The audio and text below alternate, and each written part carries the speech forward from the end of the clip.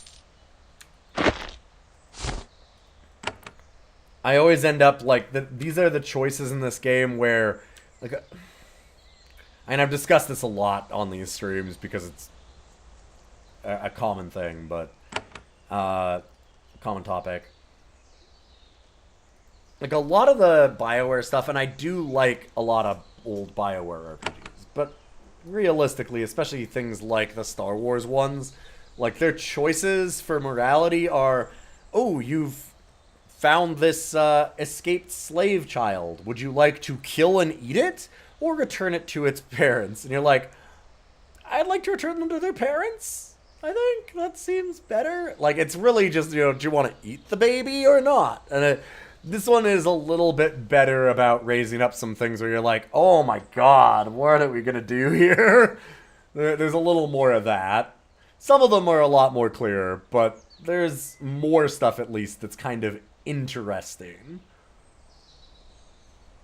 As far as, like, ethical questions and such.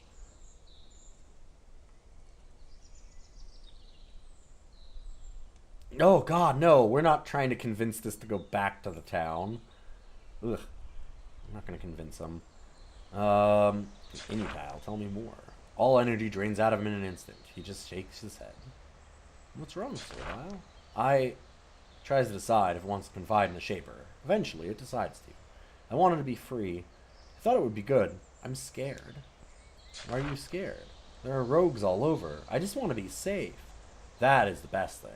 I think I'll not be safe. The Shapers would make me safe. You don't like being free? It's scary. I'm always hungry or hurt or afraid. I go to learn to Darien for help, and she says I have to decide for myself, and I don't know what to do. Ugh.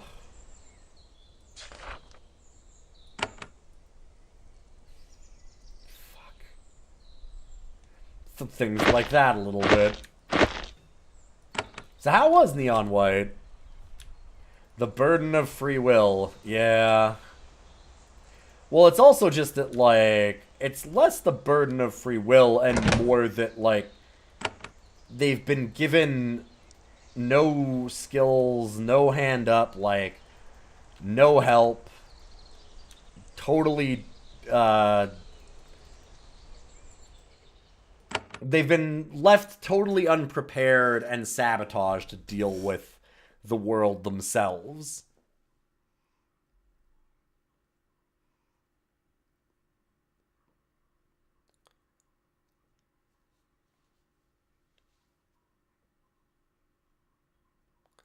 Oh, sure, John Locke. Yeah.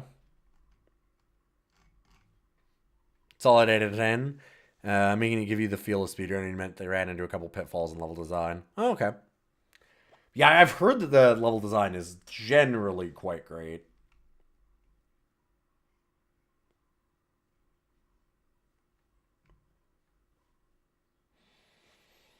There's the Pit of the Bound. Oh, right, we have that battle beta we can go and beat.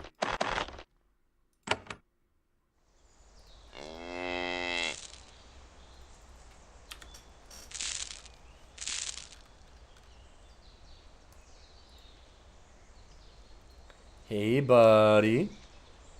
Alright, I'll duel you. Yes! Now I'll show you might of creations. I will eat you. Oh, Jesus. Okay, I probably should have, like, not led with my wizard man and also, left myself. I guess I deserve to immediately get punched in the face for that. Holy shit, that thing's got a lot of health.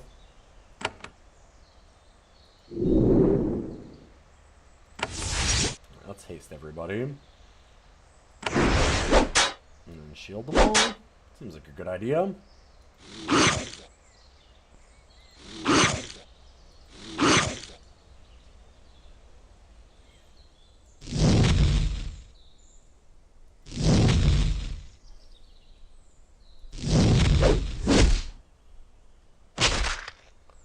Crazed Battle Beta has a burst of insane strength.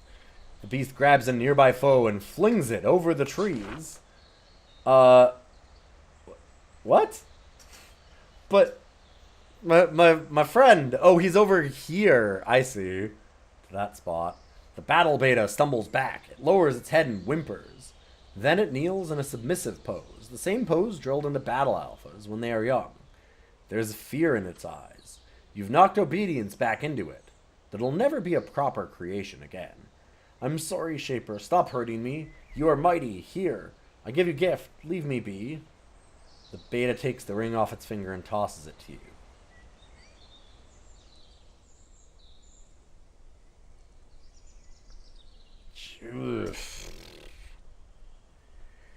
She did say to kill it. It's been trying to eat things like other people are going through. We kind of can't just leave it here. The secret item placement was really bad for the good ending that you went for. Oh, that sucks. These are all terrible options, yeah. Yeah.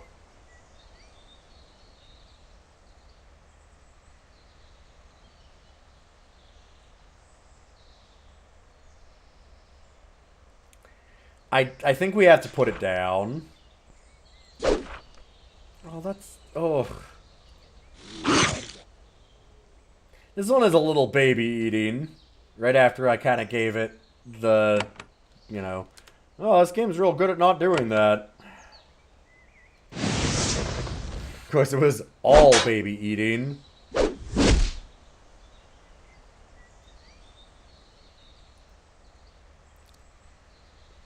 Dang it, BioWare.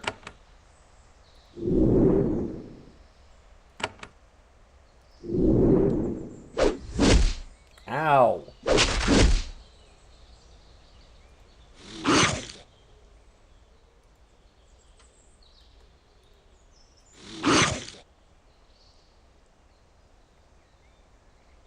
Oh, it threw me over the tree.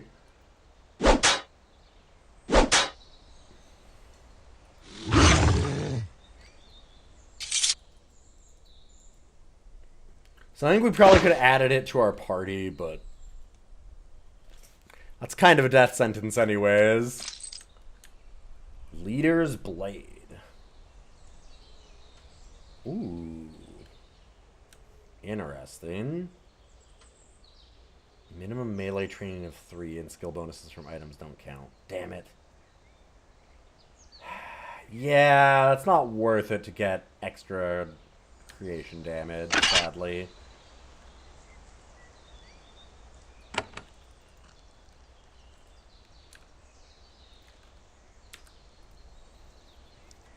Well, that feels bad.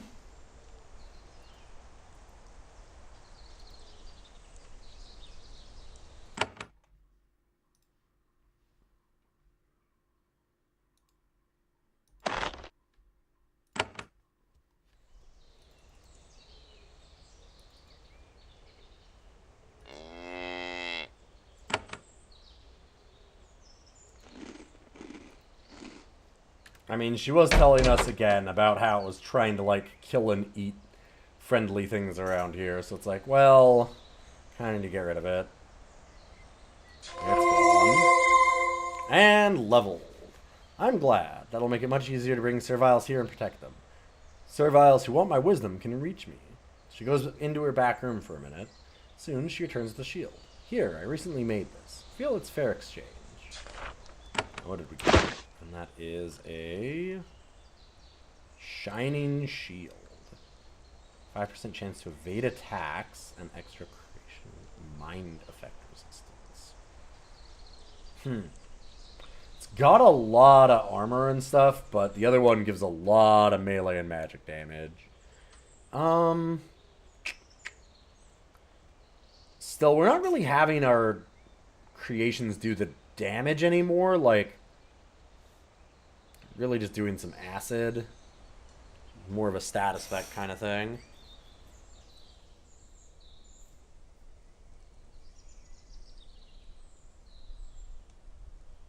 Doesn't mean you're starting another M next week. Okay, I'll see if I can try and stop in as much as possible. I can't guarantee. I'm so far behind on my own stream stuff because of being injured and then sick and then injured and sick and like just back and forth and wedding season.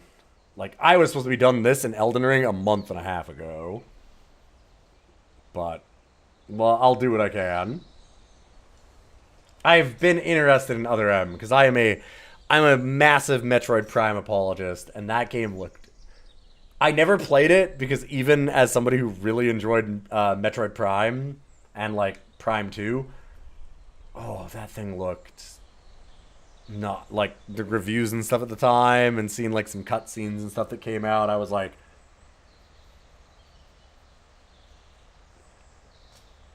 just how you wanted Samus. Some very submissive, like ruled by her emotions, like uncertain god. The baby, yeah. She's gotta just listen, like, she really needs just a good commander to tell her where to go and what to do. Like you'd expect from Samus. Oh god, I need to see it.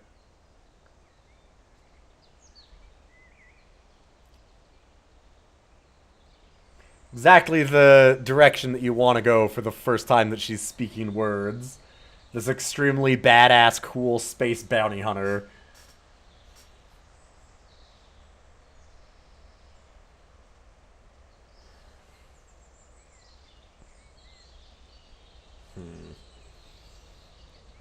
God, I don't know.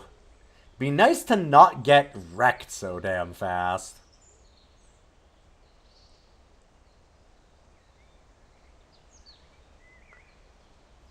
God, that's fine. We get hit, and we just crumble.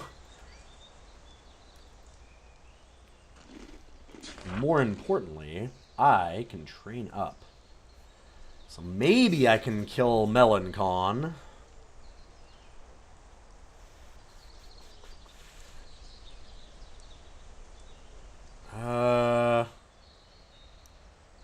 Healing Craft is a 2. We need to be 3 to get Mass Restore. 5. Blessing Magic has to be 6 if I want to do that. I'm not even sure I do.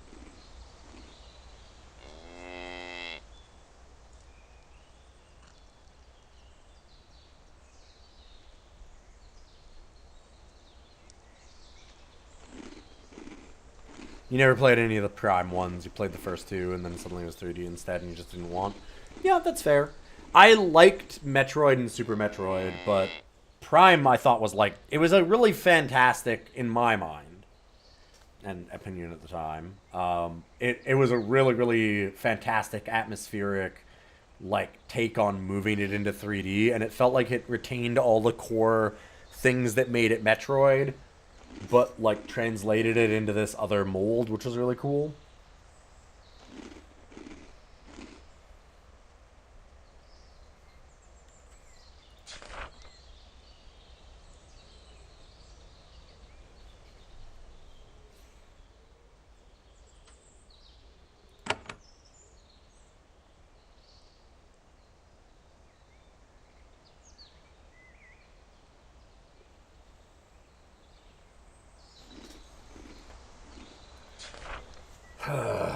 Do mental magic. A lot of options here.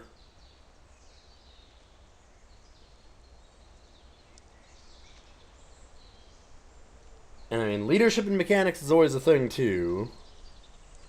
They're obviously our highest levels right now. I wouldn't mind getting more, but we're having so much trouble with a lot of the fights. The environmental storytelling and atmosphere in the Prime Trilogy was really wild.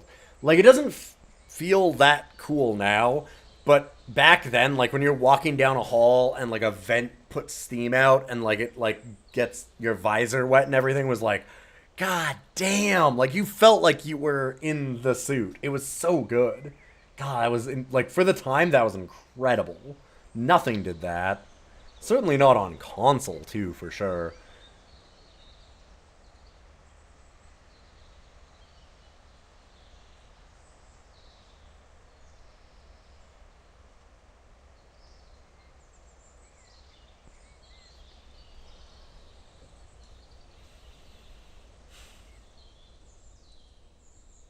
So we could have battle shaping some more.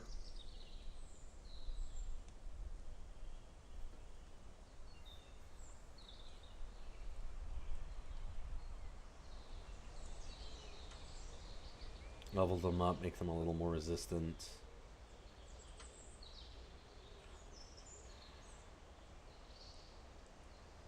Increase all of our spell effects.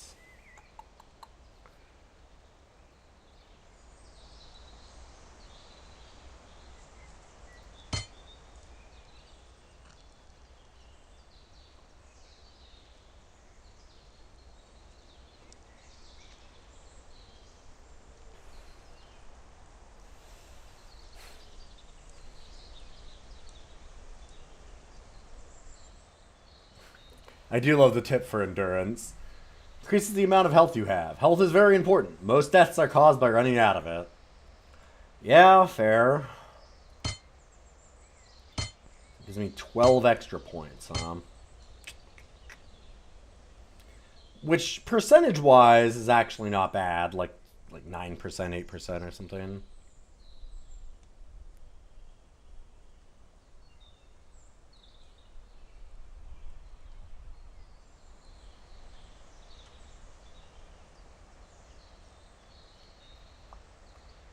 More spell energy is not bad. Although, actually, I guess we've got a lot of spell energy. We mostly need essence, if anything. Which we can't get.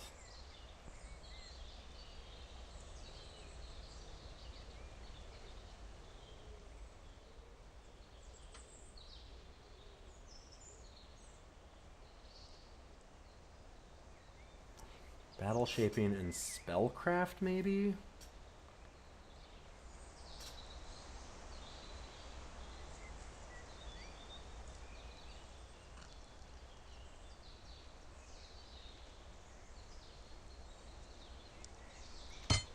I'm going to do that. I'm going to do that. There's a lot of things that I want to level up.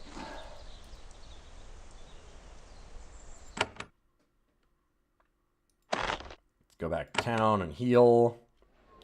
Never played Star Ocean 3. I had a friend who was really into Star Ocean 2.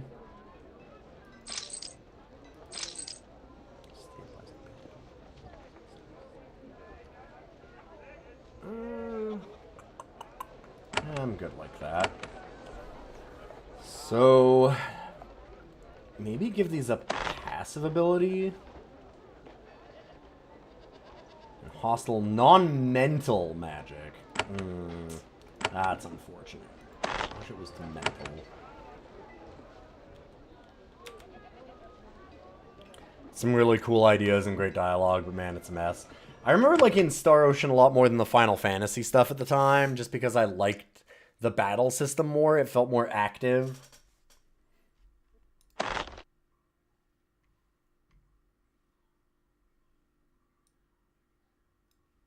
So we've got two big things that I want to try here. The Cholet Mine and killing Melancon, the Gazer.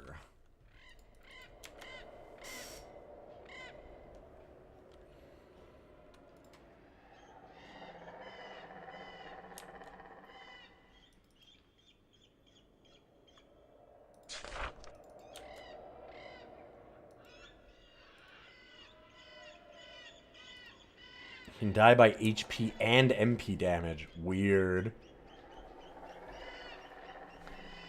You don't know what the number was, but Star Ocean Last Hope. I think that's 4. Competes with Final Fantasy 13 for game that you least enjoyed playing. Oof. I hated Final Fantasy 10. That was my breaking point.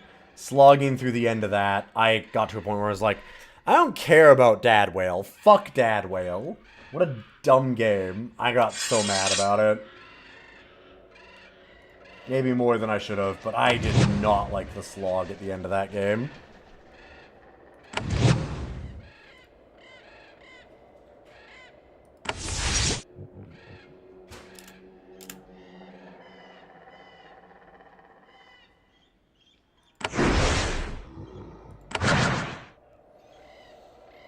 Well, let's see what we can do.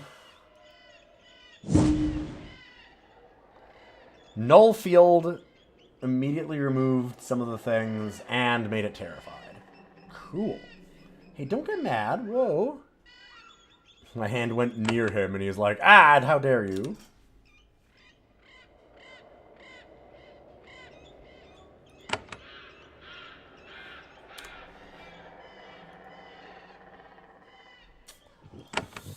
Oh. Oh, wow, that hit everybody. I didn't think we'd be in range for an AoE like that. This thing is... Fuck. Look at how fast it ripped us apart. Oh, boy. Let's give it a little ticky ticky ticky ticky. Coochie coo. Let's tickle tickle. Holy fuck.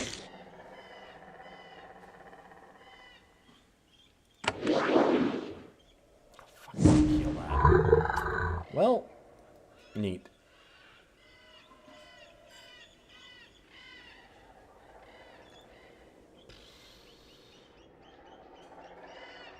Okay, let's do that.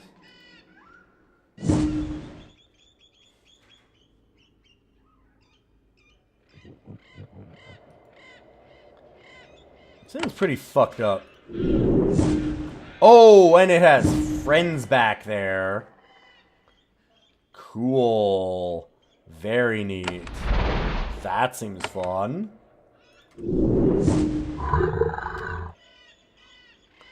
Okay, I'm gonna say...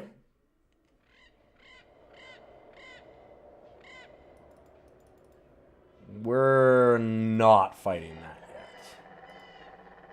God damn. Wait, who the hell are you? Frem. Well, you don't want to... You're named. I don't necessarily want to kill you.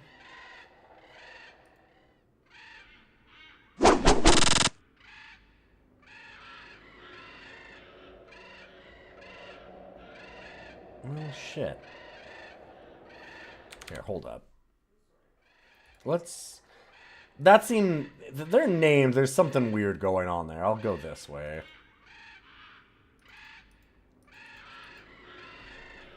We were close to doing the Cholet Mine, so I'd like to check that out.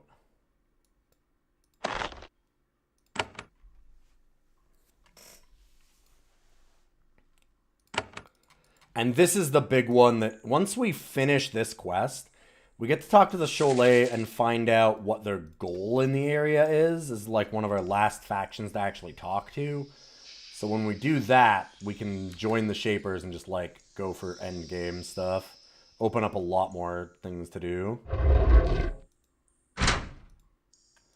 Just the top floor of this level. It's going to be interesting.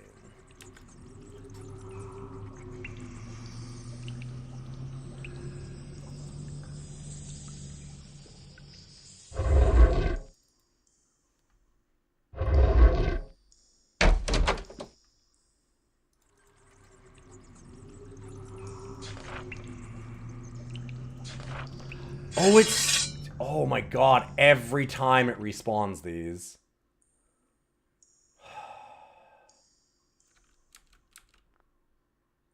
I see. So traps on every floor are back. Okay. Well...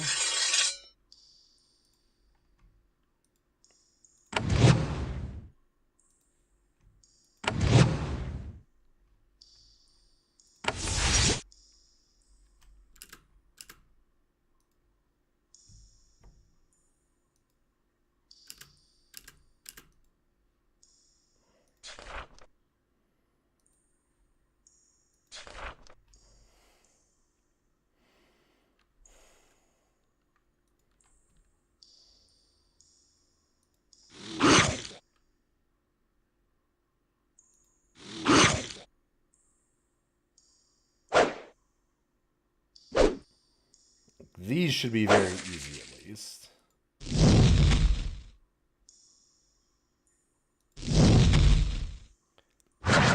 Really? Gets off the blessing for its team. Fine.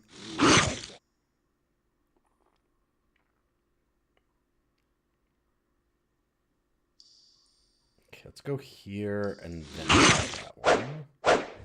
Just want this one to not be able to move past us.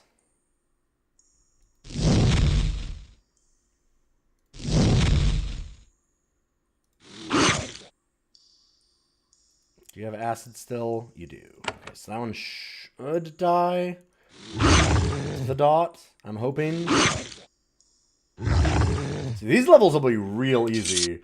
And then we're going to go up to the last one. And, God. Also, oh, this is going to be the cockatrice. No, not G. The what? The cockatrice.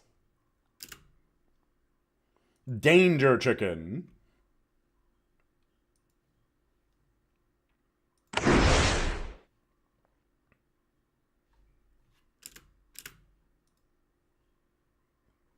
The moment your foot touches the magic circle, you hear the squeaks of poorly oiled hinges. You expect to hear some sort of roar or gurgle.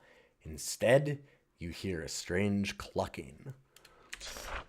The danger chickens are amazing in this game because they make it very clear that they're both, like, ridiculous and also maybe one of the scariest enemies in the games.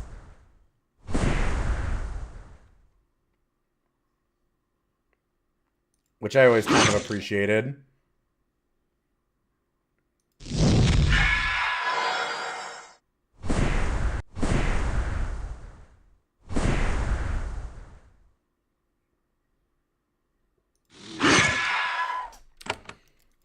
Fuck off.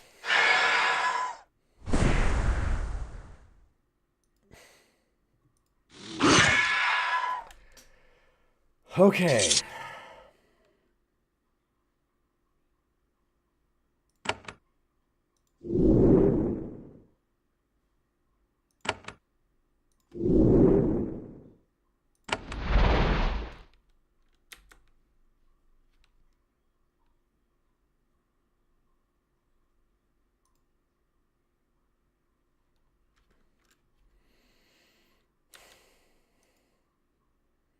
How is this level? Oh, well. I thought I would be climbing the stairs. It's touching the circle. That would have also been pretty obvious if I thought about it for 2 seconds. In general, I think this one's not that bad.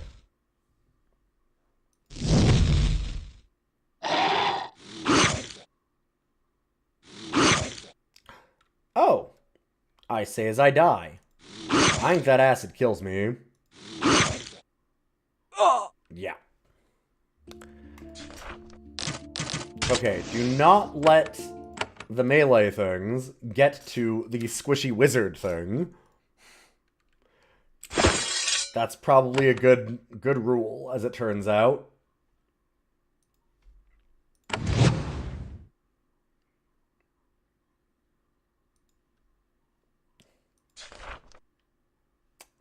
I didn't think I was going across that, but alright.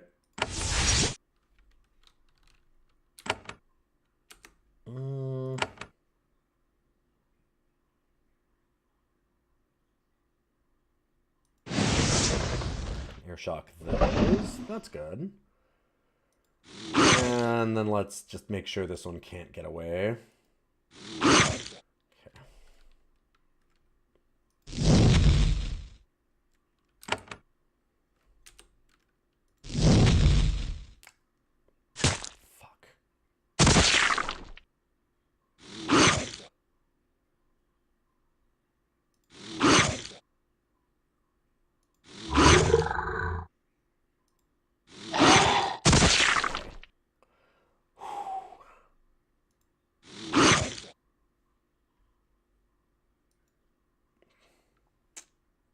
That was a misclick.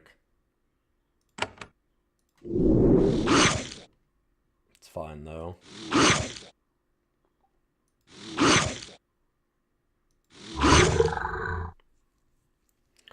Alright. And remove acid.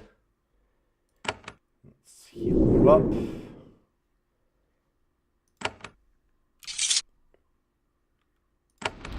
essence, and I think this is the last floor.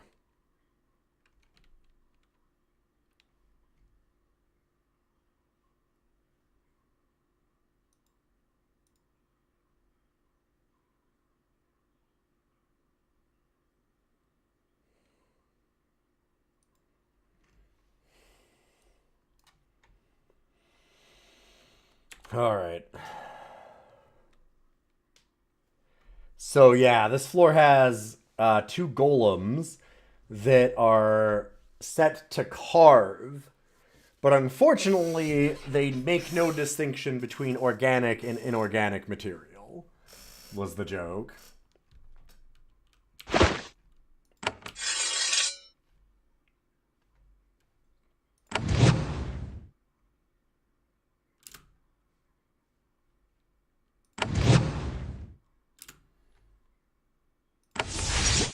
And that's why the tower had to be abandoned. Yup, this is the top level of the tower. At last, the purpose of this outpost is clear. It is a station for carving and enchanting large crystals. Its mine has not yet been exploited because the workers were waiting for the device in this hall to be completed. It's rather unique. There are 2 frozen stone constructs. One of them, in the center of the hall, was meant to move the crystals around. The one to the east is a carving construct. The tips of its fingers end in chisels. It would work the stone with unmatched precision. Unfortunately, something didn't work, and the facility had to be abandoned. The splatters of blood on the floor give a hint as to why, as does how the stone constructs instantly come to life and attack you. They see you as stone to be carved. Moist, squishy stone. God damn, those things are unreal tanky.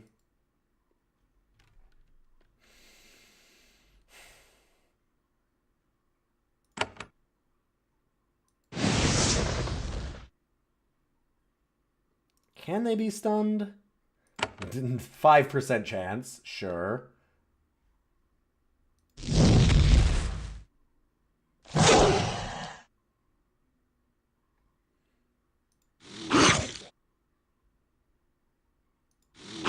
For how easy we walk through the other floors, this floor is ridiculous.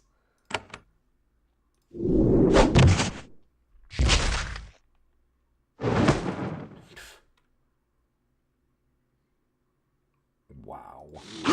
Almost one-shot me. Oh, never mind, I was burning. Yeah, it did one-shot me.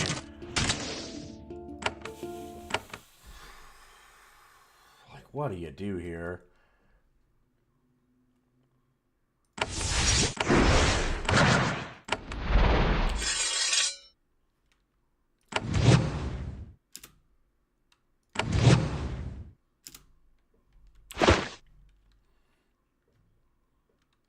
Could use...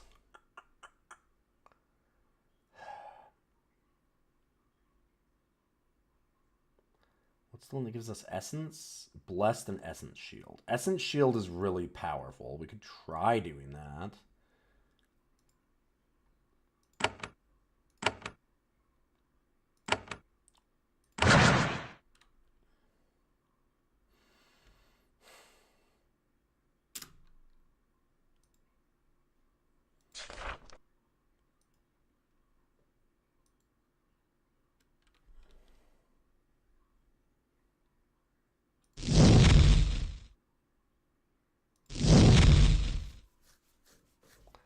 Try and focus on 1 here with our actual damage. God, that is so little though.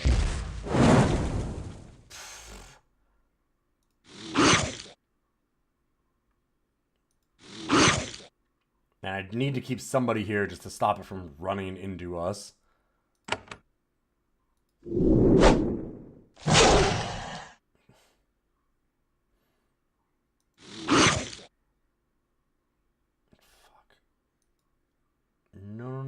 No. Small mastery? Nope. God. Yeah, that burning, I think, is just death. Because do we lose 10%? Inflicts fire damage. I don't know how much damage that's going to be. I'm guessing it's enough, though. If it's 10% damage, we just die. It's more than 10%. Fuck me. Wow, that just one-shots if it does the burning thing. Huh.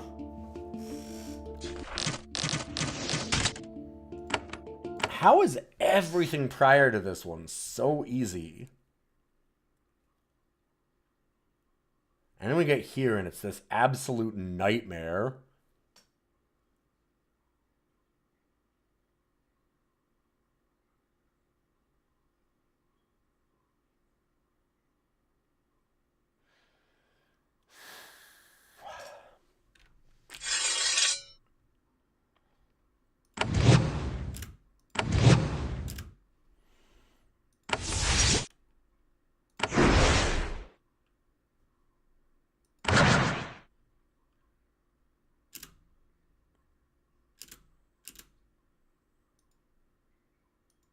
Go back here, I guess.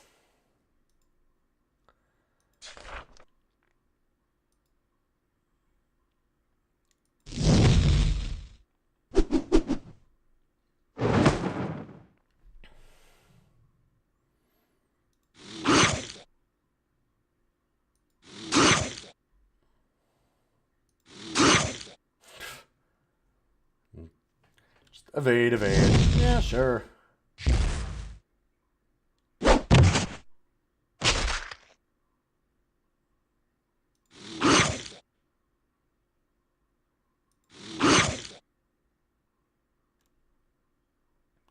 a way, it's almost useful that it did that, because now my heel should hit it.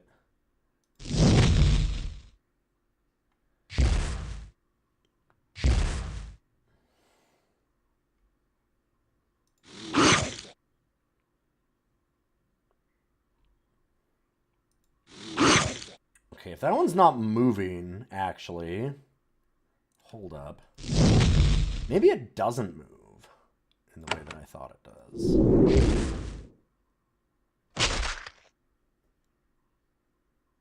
Yeah, just like throw stuff at us.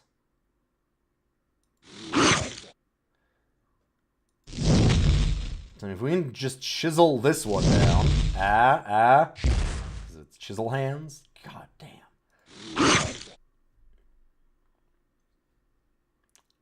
Maybe we can then gang up on the next one.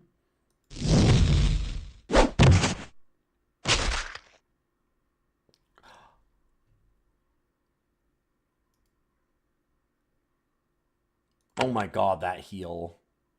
Okay, this is the one that just healed it. Master Control and Golem. Okay. Never mind. Okay, so that's the one that has to be dealt with.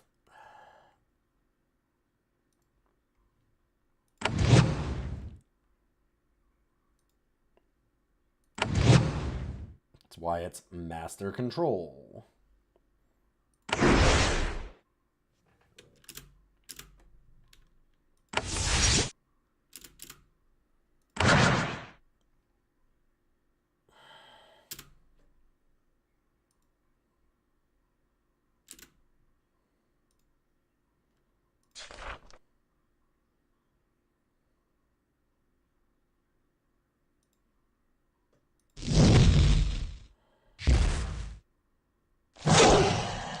Problem is, like, it's just gonna keep looking directly at me.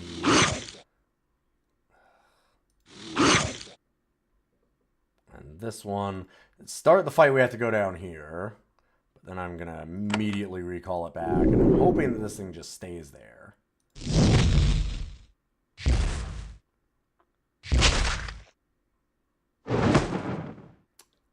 Sent me here. Okay.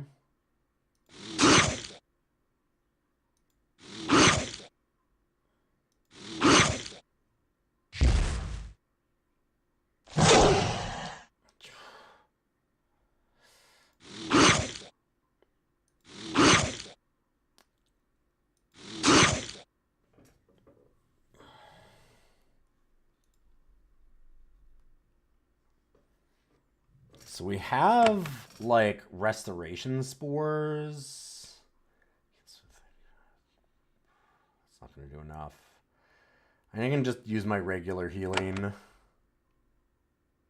If there was like an advantage doing any of that.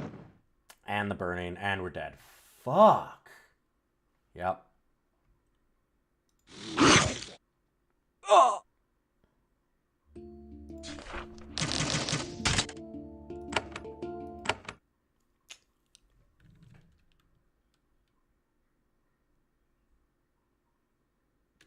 So maybe the right thing to do is to stay here, pop out, heal them, pop back in as much as I can in a way.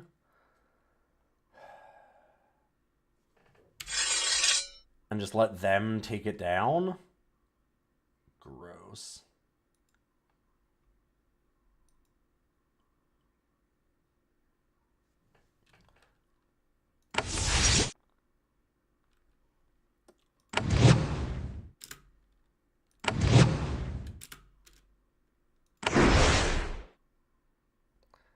That gets mean.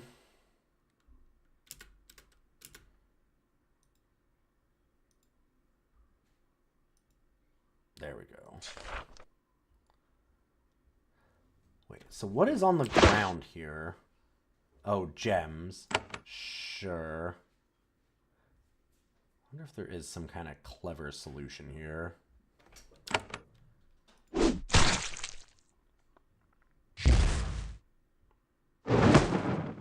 Oh!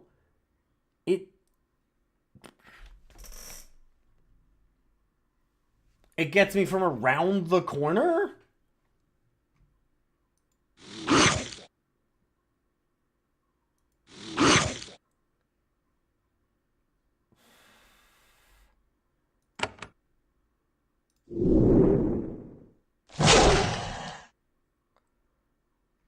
Well, fuck me then.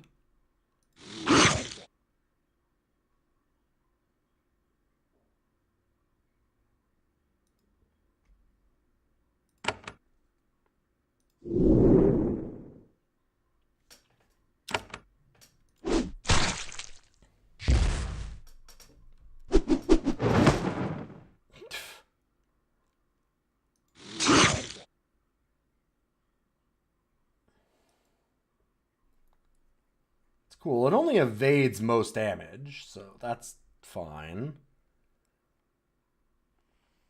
Did that dude displace my zombie? Yeah, he does. Okay, so I guess that we just need to be out of range.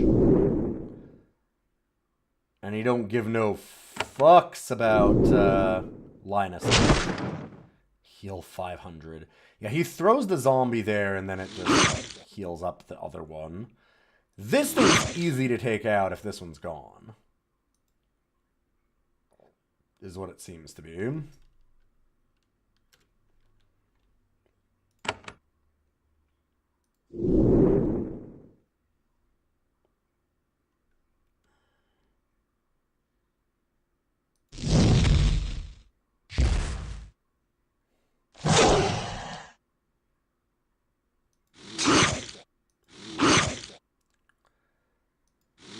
At least the acid is doing real work. Oh no, that's not what I meant to do. Oh, that's... Fuck. I moved up one. Shit. Can I still move back? If I do, then I don't have any AP. Yup. Threw me. Okay. I was in range, but it decided not to do the burning, so that's cool. I'm alright with that. Oh, but I'm dangerous. And now that one's dead.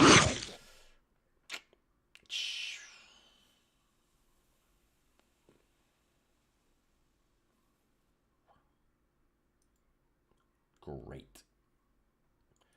Not amazing.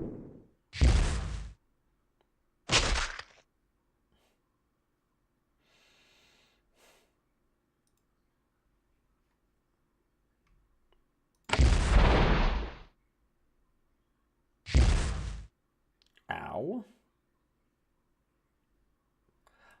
Did it just...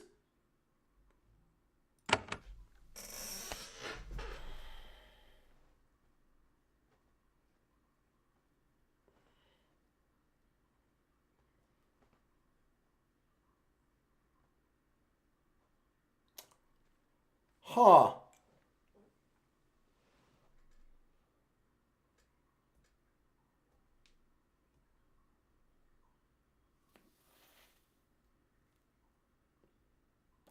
Huh. Well, that is intriguing. It also has a self-heal, I guess.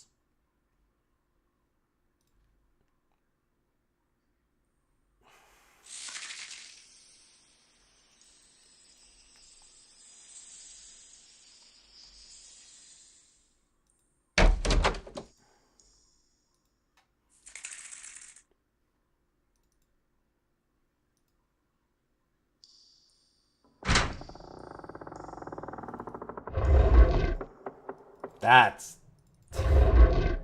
Man, that is extremely fucked up.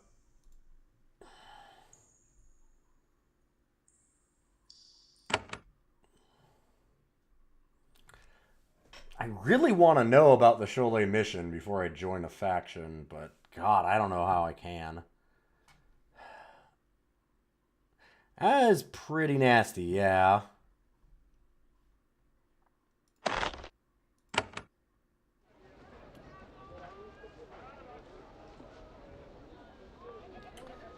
We can get a lot of upgrades and stuff too, like...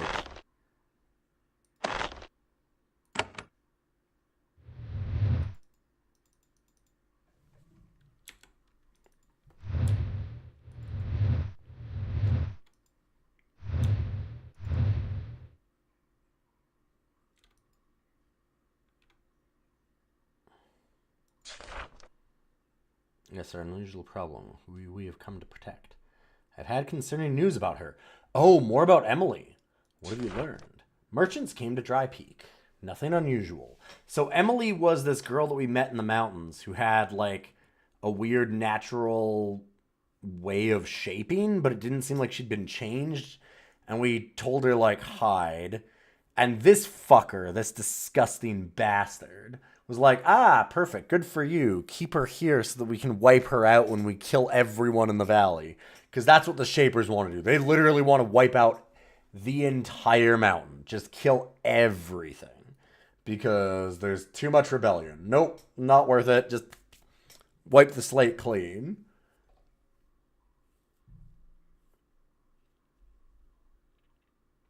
And I'm like, no, that's not why I was doing it. I'm doing it because I want to save her. Normal tinkers and bearers of supplies. They talked about their journey in the inn. They are traveling through a heavy rain. One of them said they saw a woman out in the storm. She was stumbling and looked wounded. Then she wandered off into the mist. He wasn't even sure if he saw it, if it was real. It may have been Emily. She may be in trouble. Thought you should know. Why would he care? And what have you done about it? Nothing. Do you realize all I have to do? The world is madness. I have no time to worry about the misfortunes of one lone girl. Okay. Interesting. Huh.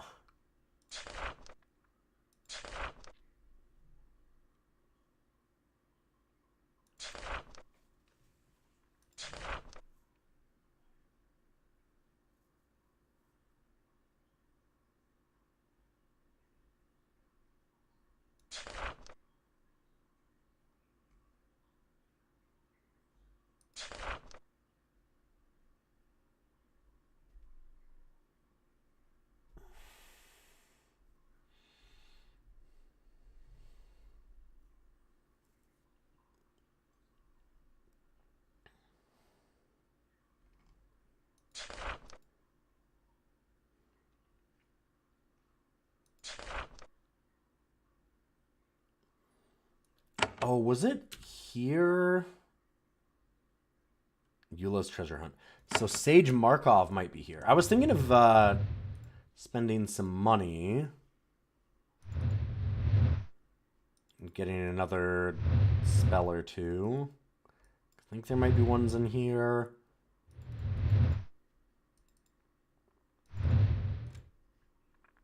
Okay, give me training.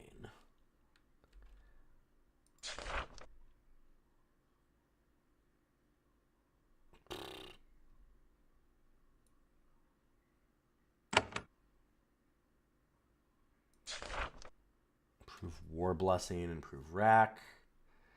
Did I already did Firebolt and everything else? Improve protection. Okay, could do that.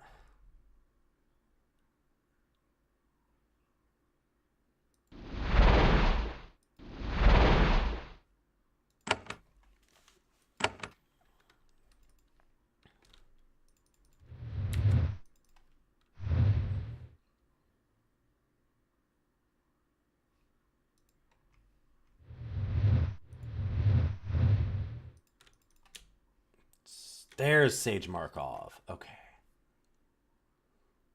Found a strange piece of paper under a journal in the back room. I talked about that.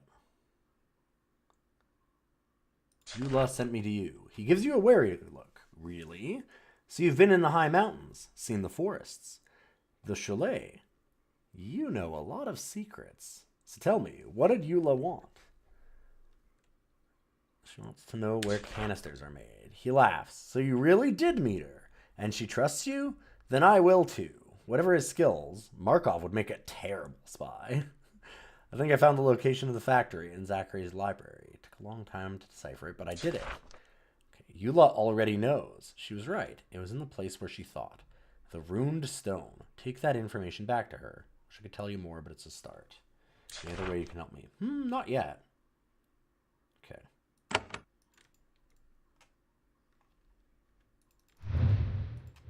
Had that job for a long time. Emily is out near the chalet.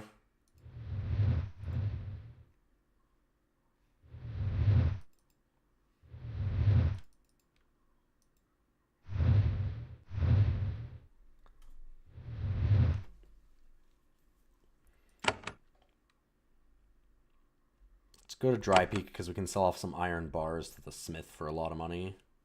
In fact, I'm just going to sell off everything if I can. A couple more areas where we can buy extra spell levels and shaping levels.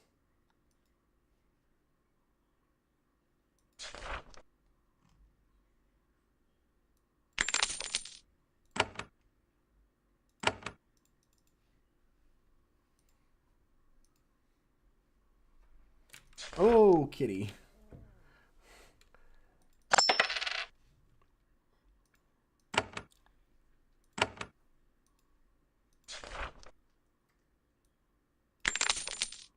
There we go.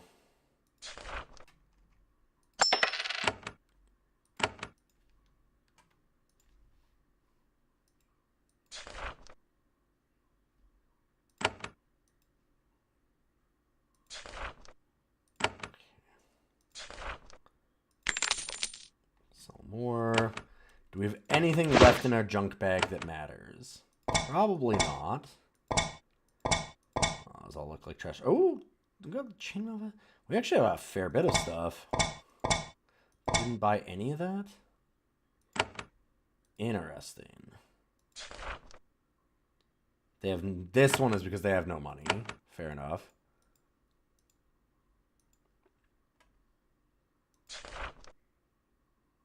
Also no money. Gotcha. That's probably why. I always do hate games that have the, like, economy a little bit. I don't... Hate's a little strong, but I always dislike the... shopkeeper ran out of money, come back later. It's like, god damn, it's just busy work is the problem.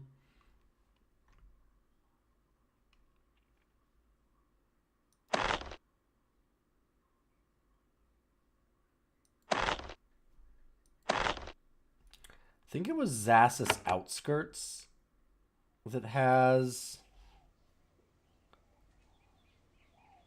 Oh, maybe I'm wrong.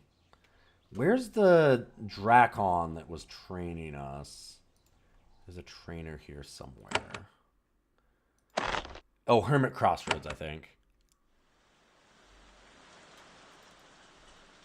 Yeah, this is it.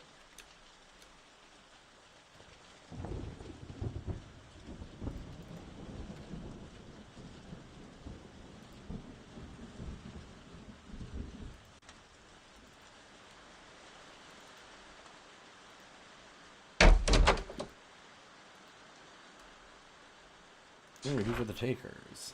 You train me? Sure can. Oh, he only...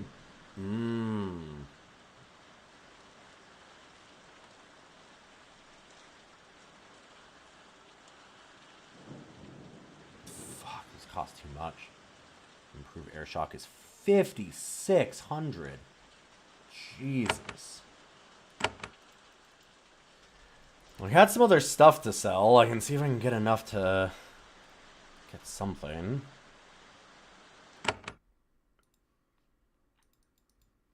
Oh, fuck, right. This is a red area, so we can't just travel freely.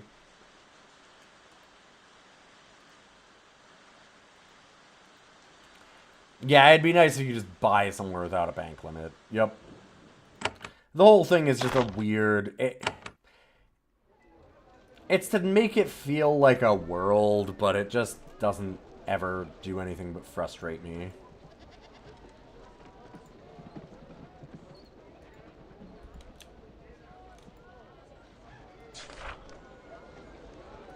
Prices are ridiculous. Yeah, yeah. They have no money.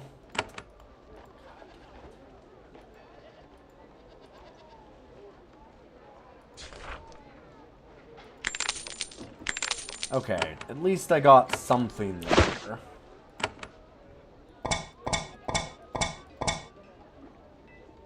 Sure.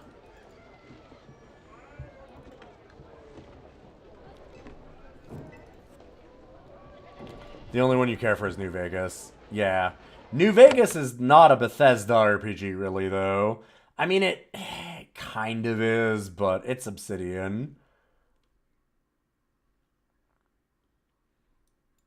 Bit of a difference there.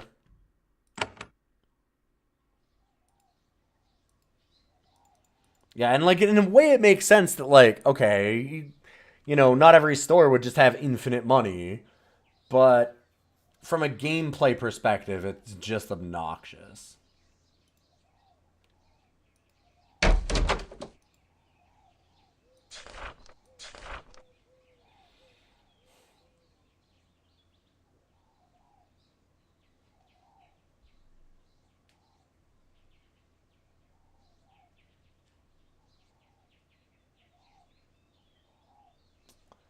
I like that a lot. So I could buy Essence Purge.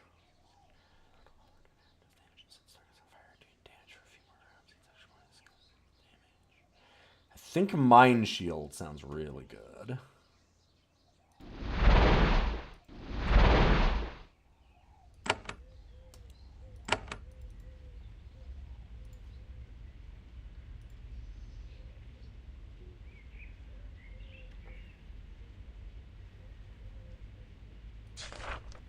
Can't stand the cowboyism.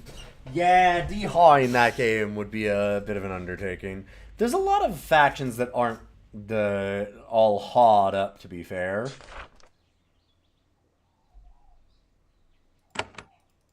Let's go talk to Eula.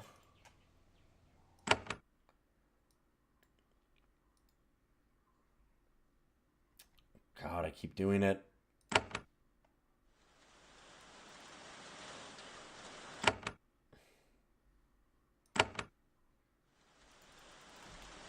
So used to being in green areas that I keep forgetting I can't just fast travel from a red one. If it's not cleared out.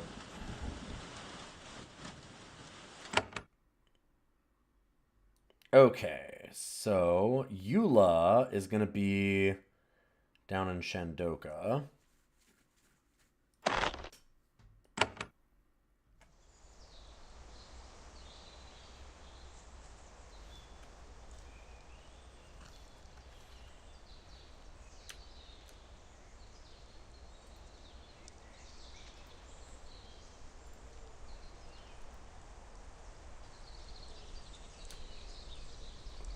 That she's in this building. It's been a long time since I've been here.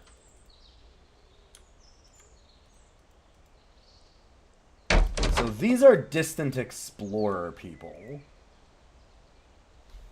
that shouldn't exist according to the Shapers. Like, there's obviously some weird propaganda that's gone on for a long time There's secrets about the world they don't want you to know anywhere. Find or place partner with business associate. Yeah.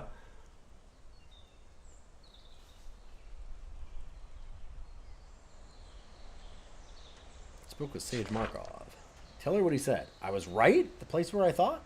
Marked by a ruined stone. Very interesting. I confess, Shaper. Did not think anything would come of this, but it has. We don't have profit yet, but I think we can now get great results. Together! To show you what I'm worth working with, you should take this. Pouch of coins. Cool. What is helping you find? As said before, a place where canisters are made. Sure to be long abandoned by now, but I may find secrets or tools worth selling. There's the workshop. Can't be here long. I must be decisive. I think I can trust you, so I will. I found notes full of suggestions. Markov confirmed them. The canister workshop is hidden in the swamps of awakened lands. Entrance is in a cliff face. There's a tall rune stone right by the entrance. I ask you to go there. What do you want me to find? Just the workshop. See if it's there. See if it's intact. If you can find notes or equipment, bring them back to me. For now, though, we need to find and inspect the place to learn how to proceed.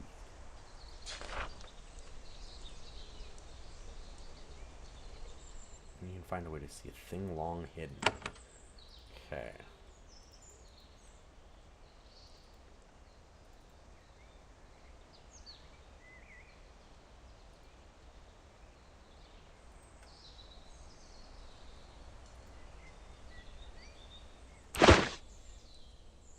Yeah, I just don't think that economy is worthwhile simulating. I mean, it's not even simulated, really. Like, it's just...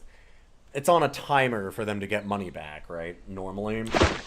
And, like, it'd just be nice in these kinds of games if they just didn't bother. There's lots of games where it's absolutely a key component, and I fully understand why you would need to do that. Something like, for example... X3 Reunion. You would need to have it for your space-like trucking sim, right? Oh, okay, you're gonna go to place and, like, sell and trade items and that's just gonna be your playthrough? Yeah, you gotta kind of do that.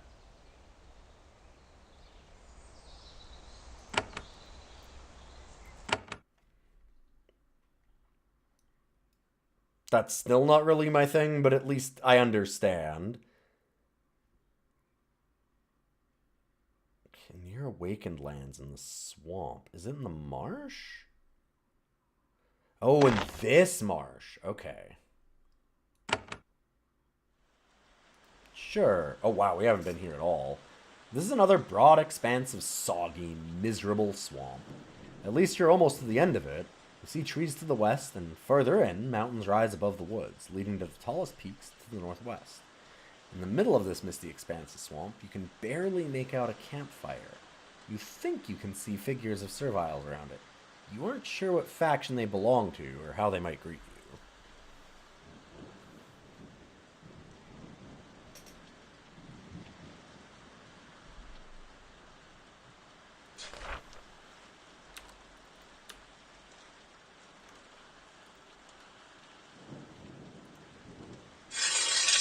I should be pretty over leveled now.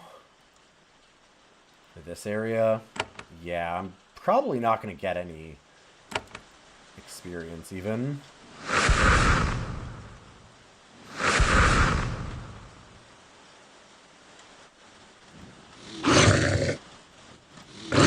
Oh, one.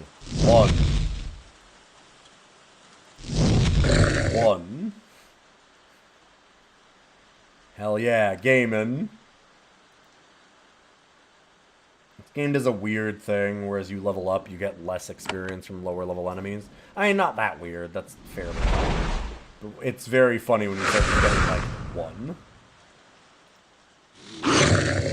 Don't poison my acid zombie. How dare.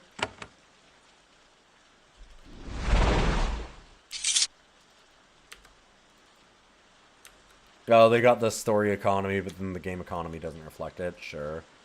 What's the point? I don't know. It feels like there's a lot of these that are like that. Scout of the Three. The fuck are the three?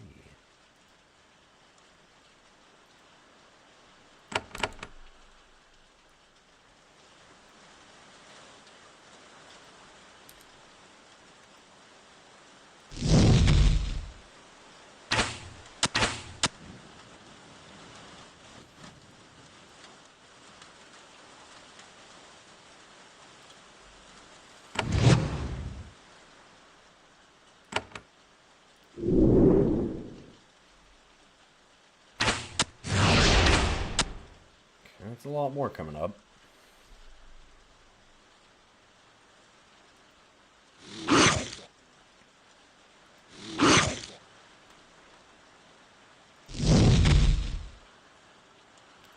That one should die on its turn from acid.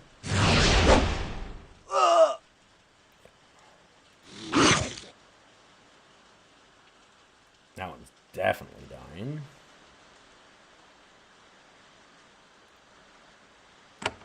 Maybe too far to air shock that. Yeah.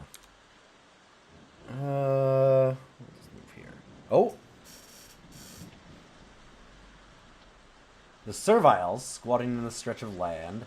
Oh! Bandit of the Three. These are the ones that I'm supposed to kill for that Awakened quest, I'm guessing. Because there was High Vizedra and, like, Echo Blade. But we don't really want to do that, because I think they're takers. The Serviles squatting in this stretch of land are bandits. One of them gets a good look at you. He realizes, with alarm, that you're a Shaper. He shouts to his fellow raiders to cease their attacks. The bandits have a brief, whispered conversation. Finally, their leader shouts, "Shaper! These lands are of High Vizedra. Invaders who come here die. Normally. You pay ransom, you walk out safe. Pay 100 coins and we back off, and you not die."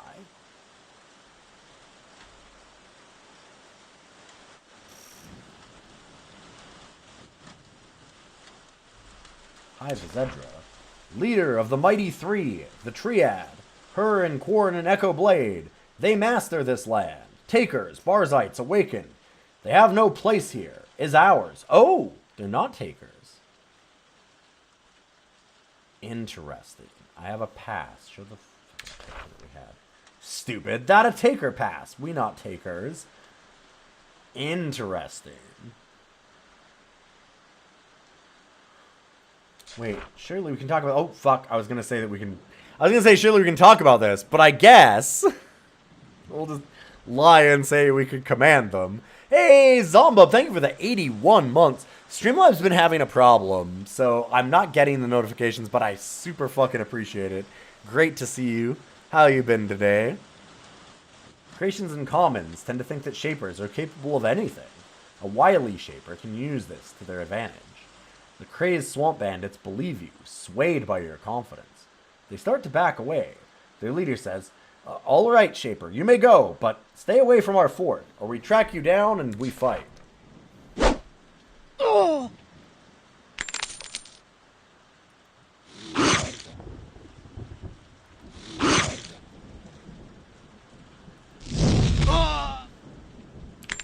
Those ones are leaving.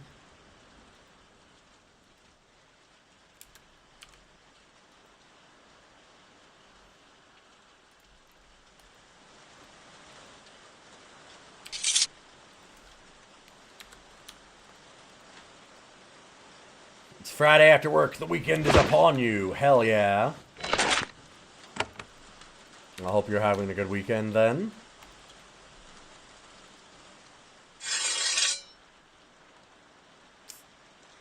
Neat.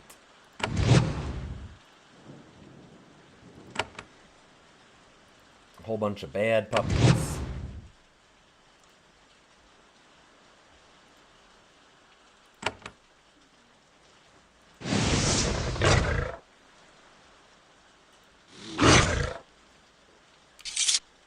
Too high to get experience.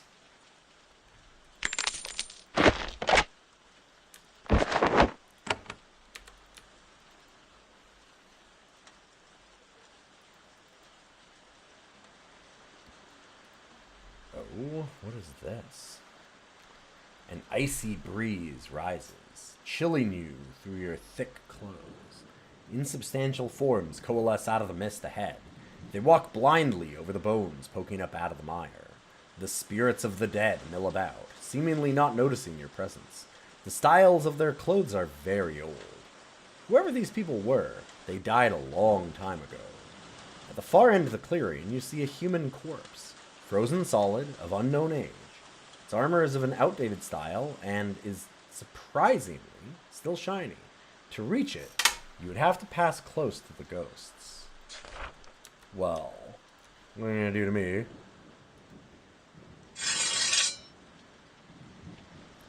What's gonna happen to me? Come on, ghosts are gonna hurt me? Ghosts are insubstantial. I also love this, by the way. Ghosts are not fully resistant to acid.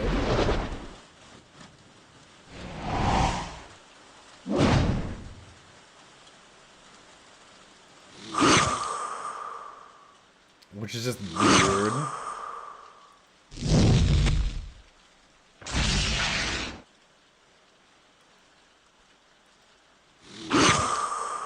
I am way over leveled for this. I should have looked around a lot more earlier, but I really wanted to find all of the factions and talk to them before siding with one. And a lot of the quests we were getting seemed like siding with kind of quests.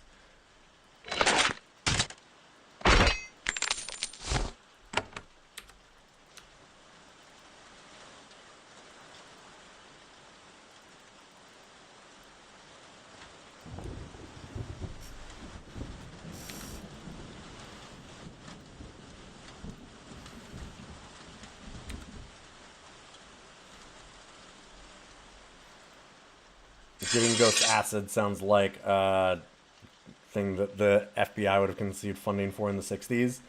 CIA, but yes. Oh, fuck. Dude, sorry. Okay, that's their fort, I guess. I figured this was their fort.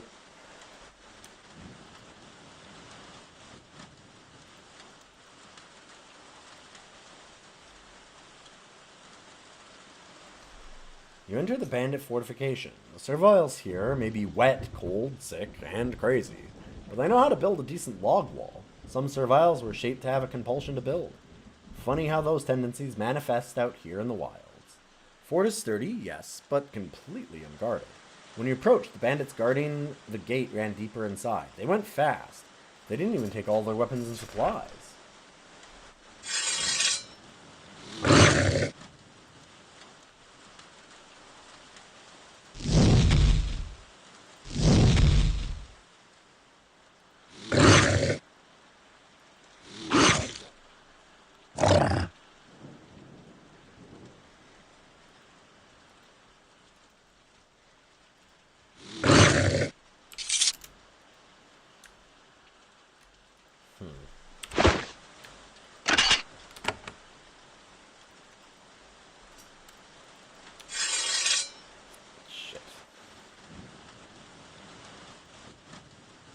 Not that this is a particularly hard fight. There's just no reason to be such a murderer.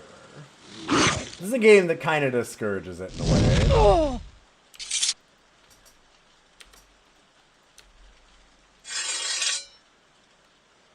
Okay, they're just mad at me.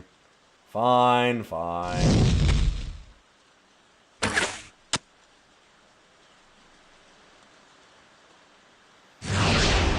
Damn, they actually stunned us. Let's go all the way up, because I would like to stun them back.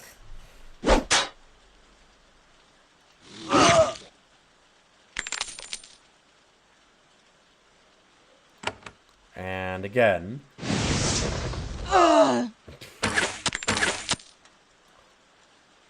Whoa!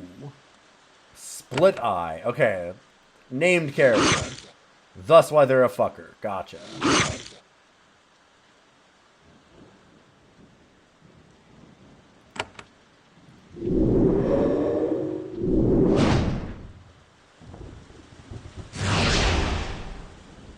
They actually make... Okay, only one of them is terrified. I'm like, did they make both of them run away? Because that could seriously be a problem.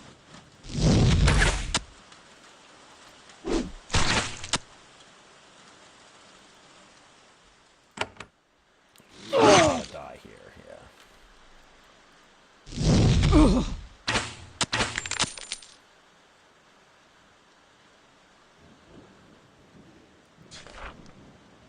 Devastated this unwise group of brigands. Kind of feel bad about it, but sure. Holy shit. I also might just die.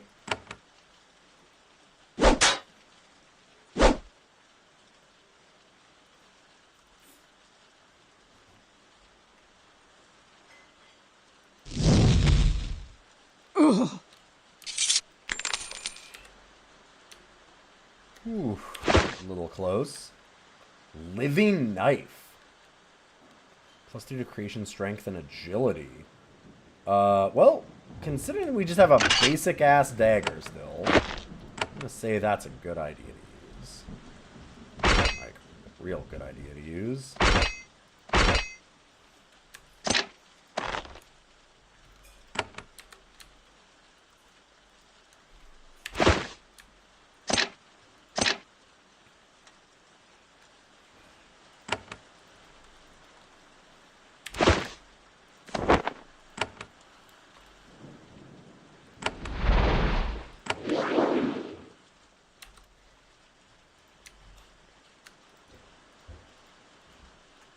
What do we got here? Nothing too important. So looking for a ruined rock. Is it this one? This does kind of look like it. Yeah, okay. To the west, the ground rises up above the muck far enough to dry out. Where it reaches the cliff face, there's a stone obelisk. It's at least a century old, and the runes carved into its surface are crumbled and illegible.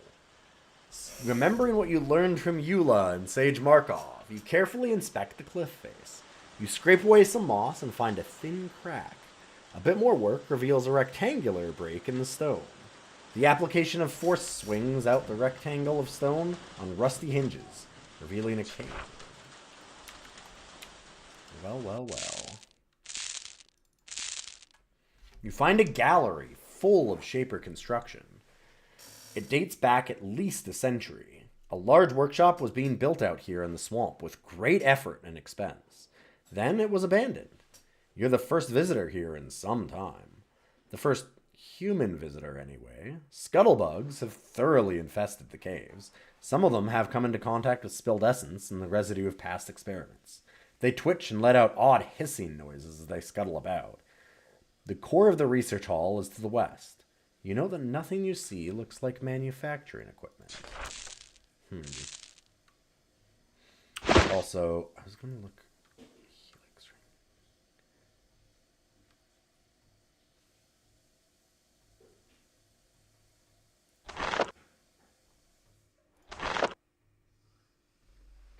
ring. Right, versus the spell mastery.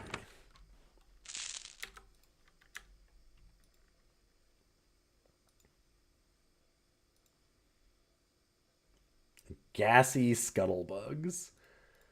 What a way to describe them. The hell is all this? Pure steel bars.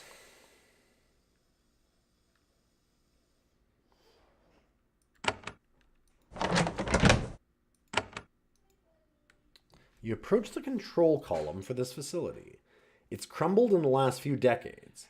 Inside, you smell the faintest bit of rot. There was once a control creation inside, but it died long ago.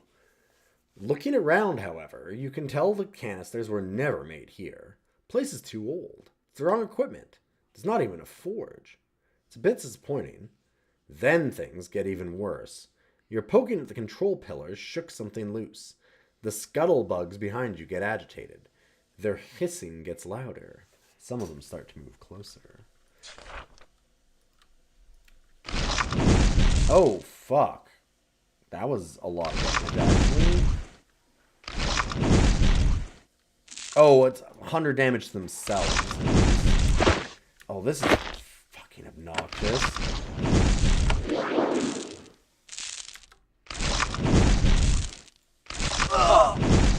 Fuck.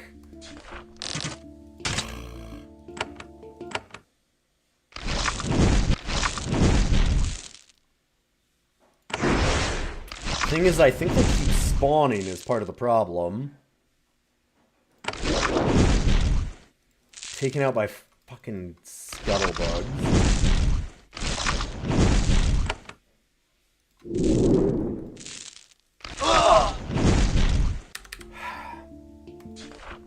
God.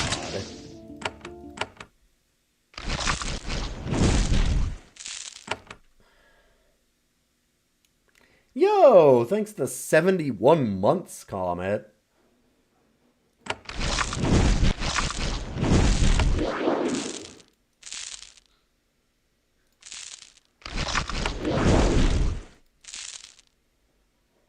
Jesus Christ, what an obnoxious place.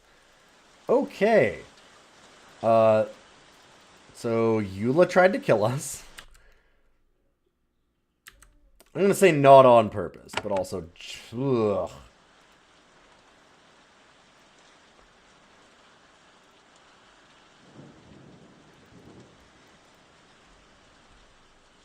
Explosive cockroaches was not what I expected for the trap to be.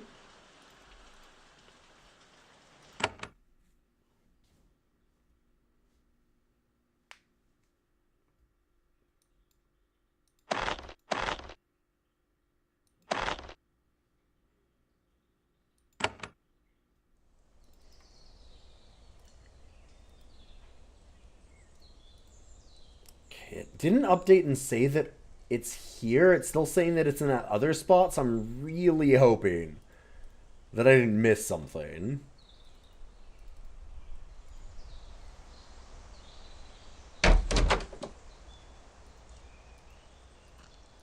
Lady, stand still. Oh my god, she's too excited. There we go. So I went to the old workshop. It was a trap. There's nothing of value. You described the dread end and the exploding bugs. A trick, a misdirection. It's not as bad news as it could be. It means there really is something there. Finding this dead end means there's a true path somewhere. Of course, it means no such thing. You can't bring yourself to spoil her excitement.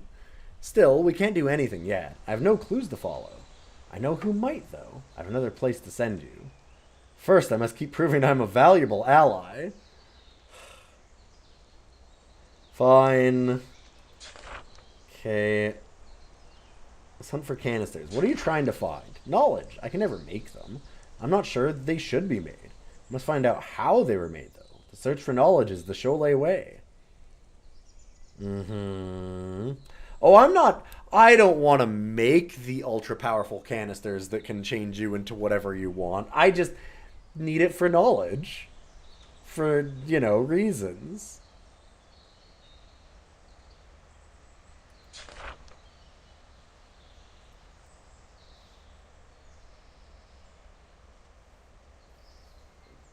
Okay, what do you want from the case? Papers about the canisters, notes, schematics, any old shaper records explain the techniques for their creation. And how will I get into there? Not talk to Captain Zosmog. Huh. What will I do if I'm successful? My dream? If you can find canister schematics, satisfy my curiosity. Then I'll take them home, sell them, and be rich. I'm not sure any Cholet is mad enough to make the canisters. However, we love learning. We love secrets. And this is the greatest of secrets. I don't really trust this as a response, but sure. And speaking of, I wouldn't... Listen, I'm a simple, innocent Cholet. I would never do anything with these canisters that make you immensely powerful, but also make you maybe lose your mind. That would be a terrible thing for me to do. Never, ever would I do that. Would you like your reward? It's upstairs. It's a canister. Do it, do it, do it, do it, do it. I mean, I do want air shock. When you touch the needle at the top of the canister, the agents inside begin to act upon you. You feel yourself changing.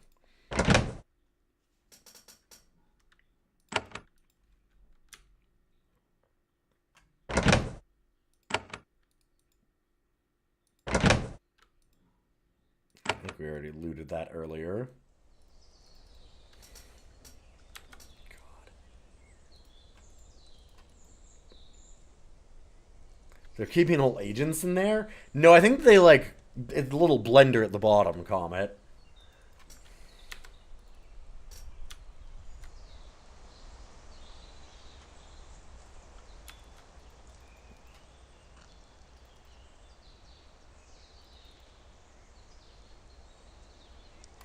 Yeah, now I know where What's-Her-Face went. Shanty, our teacher. To be fair, we did see her corpse, actually, in the wild. So we go back to the Cholet camp. Oh, come on. You must gather your party before venturing forth. There is also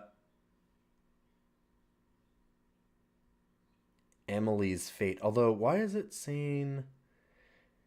Because Emily was here, right? At the Cholet spot? Might not have updated.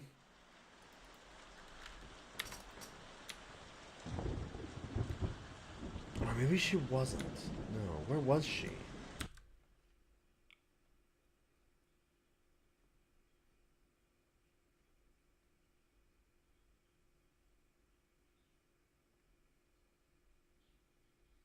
I thought that she was around here. She might have been at Loyalist encampment.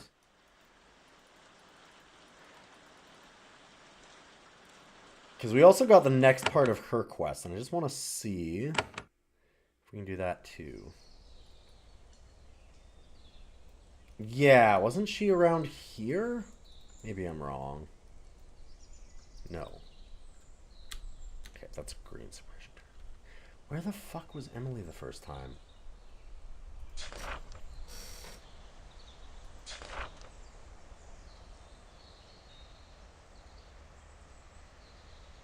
She can be found east of a road, near where you entered the mountains. East of a road. Near where we entered the mountains. East of a road. It's literally the start of it? Oh, fuck. I hope she's not dead. Okay, I know we want to talk to Captain Zosma, but let's do the Emily thing first.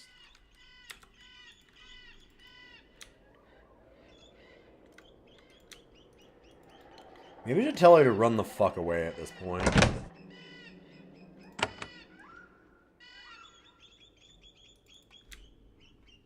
Oh, she was here. Yes, it was here. Your turn to visit Emily. She isn't out and active, tending to her camp and playing with her Fioras. She's curled up under a rock outcropping, pale and shivering. Her Fioras cling close to her, trying to keep her warm. They're very distressed. Emily, are you alright? She looks up at you, but you aren't sure she sees you. She whispers the names of her Fioras. After a bout of coughing, she says, I'm not well. You bend close and examine her. Her breath is shallow and she has a fever. She's very ill. You note that she has little green patches on her hands and around her mouth. Do you need medicine? She opens her eyes a crack to look up at you. Not well. Need help. No. Try to aid her. Use your alchemical skill and magic, but it is to no avail. Shaper healing magic works on wounds and poisons, but it is not effective against disease. That is beyond the power of even the Shapers. This is outside of your expertise. She needs medicine, but you don't know how to make it. Perhaps an alchemist in nearby Dry Peak can help. Okay. Let's get her some fucking medicine.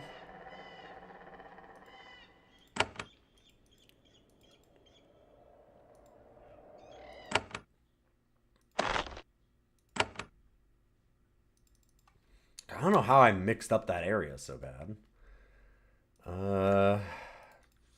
That was our house. Where's the alchemist? Right, this one, right? Arcane concoctions, yeah. I know a sick girl named Emily. I need medicine for her. Alili listens to her tale. Then she shakes her head. That sounds like a serious problem. But I know nothing about her condition. She thinks a bit, and then she leans close to you. In a quiet voice, she says, there may be other alchemists in these mountains. Perhaps to the north of here. Brewers who know more about folk medicine? I'd hunt for them.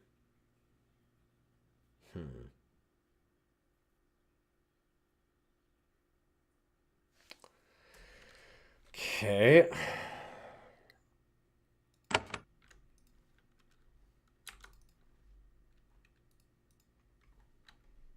So I'm guessing that she's actually talking about the Awakened. Which is why she's being so silent about it, because even knowing that these other factions exist is essentially a death sentence.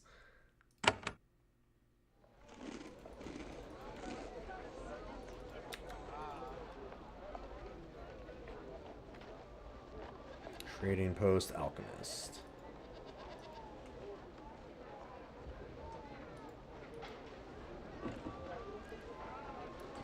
Damn.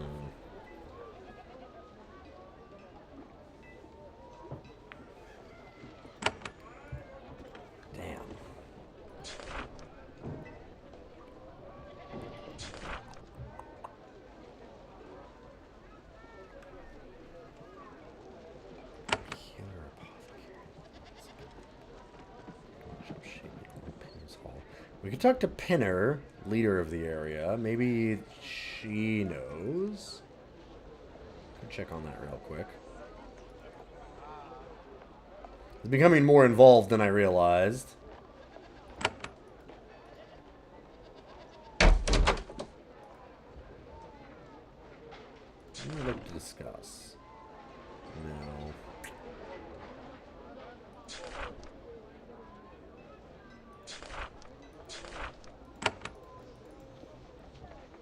Damn.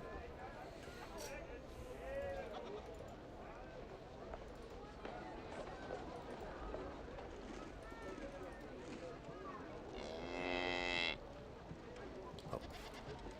Totally went the wrong way. We'll see Captain Zosima, and I'll try and remember about Emily's fate. Look for a healer for her.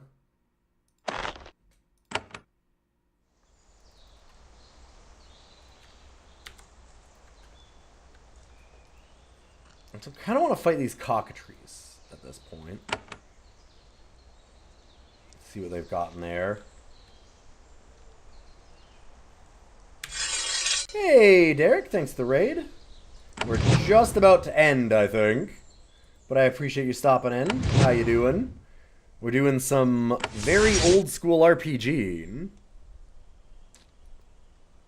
What are you up to tonight?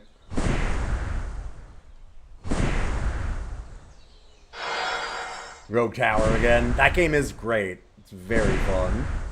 I think I have like 150 hours in it.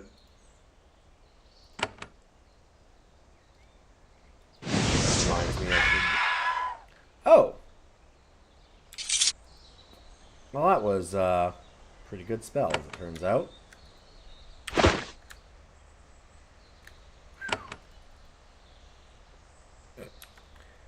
Hasn't beaten single defense level 45. You keep failing. It's not easy. It is a mean game sometimes. I'm still struggling. I think on double I haven't beaten 45. And I've played a lot of that game.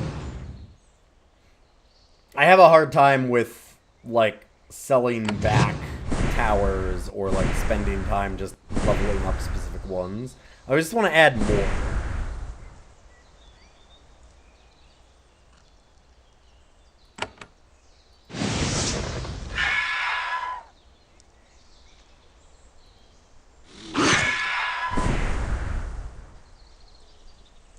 Damn danger chickens. Get out of here.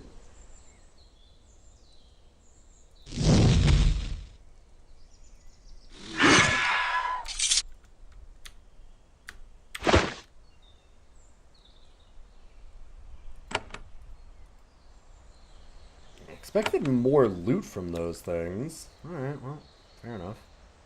I had left them there for so long because I was like, oh god, cockatrice, they're so dangerous. They certainly were in the last game. I guess not so much in this one.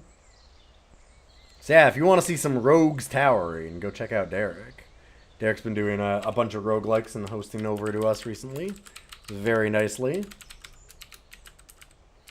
We're starting our rogues days tomorrow. Friday and Saturday is when I normally do rogues. And Sunday, I may be able to do itch games again this week. I have it currently grayed out on the channel schedule because it is my week to edit the podcast, which takes a fair bit because I do that in the morning. But if I can get enough done, then I'll try and do at least a little bit. Let's talk to Captain Zosma. I'm looking for a canister factory. Eula sent me here. Captain Zosma leans back and smiles. Eula. Know her well. She came here with us. Industrious, isn't she? Pity she's so enthusiastic about sharing our secrets. I might be able to help, but only if you can win our trust. God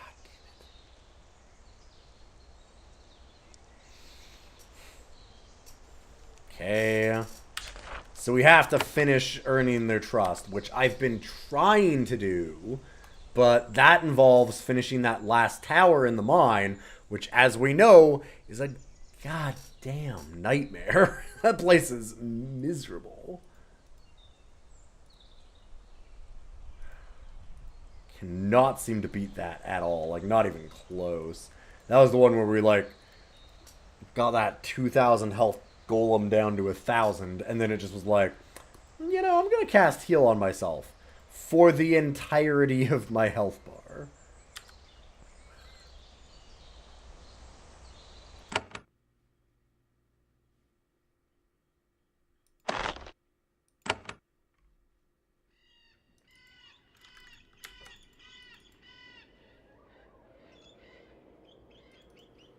But I had something that I wanted to do here.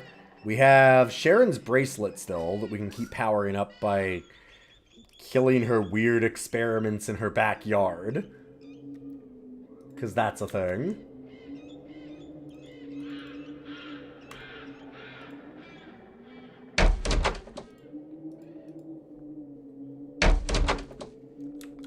And I'm going to set up for that.